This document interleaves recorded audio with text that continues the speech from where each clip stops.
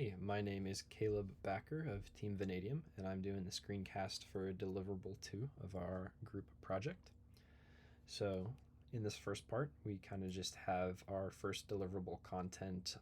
We kept the same doc and just added onto it. So this is all from the first week. We do have revised diagrams that we revised based on the peer-reviewed feedback from the first week. So these are all changed.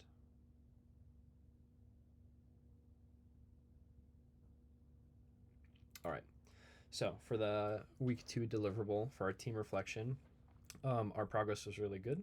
We completed everything ahead of schedule, actually, including the optional parts of the assignment.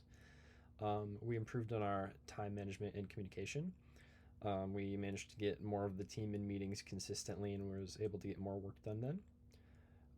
We are going to add a couple more meeting times throughout the next weeks for the next deliverables just to get more done, maybe some more revision. We had a couple minor miscommunications on assignment content like specifics, but we were able to figure them out and they did not have a big impact at all on our work. And then for the next deliverable, we are planning on doing we're revising the 2 diagrams, as well as the 3 operation patterns and 2 drafts of communication diagrams based on those. We've got our individual reflections, and then we've got our meeting log overview. All right, so for our 2 sequence diagrams that we got to pick, we picked a create race one and a get license. So for our sequence diagram for create race, it's pretty simple. We've got our organizer, and it's communicating with the system. It's going to pass in all the information to create a race, and then if that race already exists, it's going to send an error message saying that a race already exists that day. And if not, it's going to check if it's an official race or not and have a different message returned based on the answer to that. For our get license, we've got a racer in a system that's going to pass through a credit card. And if the racer already has a valid license, it's going to return that he already has a valid license.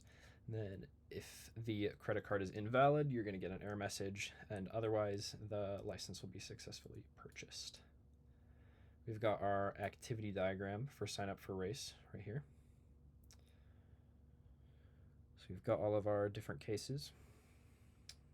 And then finally, we have our system class model. We've got our actors down here, the racer and the organizer, our boundary classes, as well as our control classes, interacting with all the entities.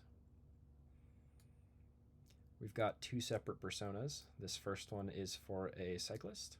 We went with the template from the first week and modified it a little bit. And then we also have an organizer persona. And then finally, we also have a prototype UI for the sign up for race, which is going to be right here. You can start by logging in, and then obviously if you're signing up for race, you're going to go click that.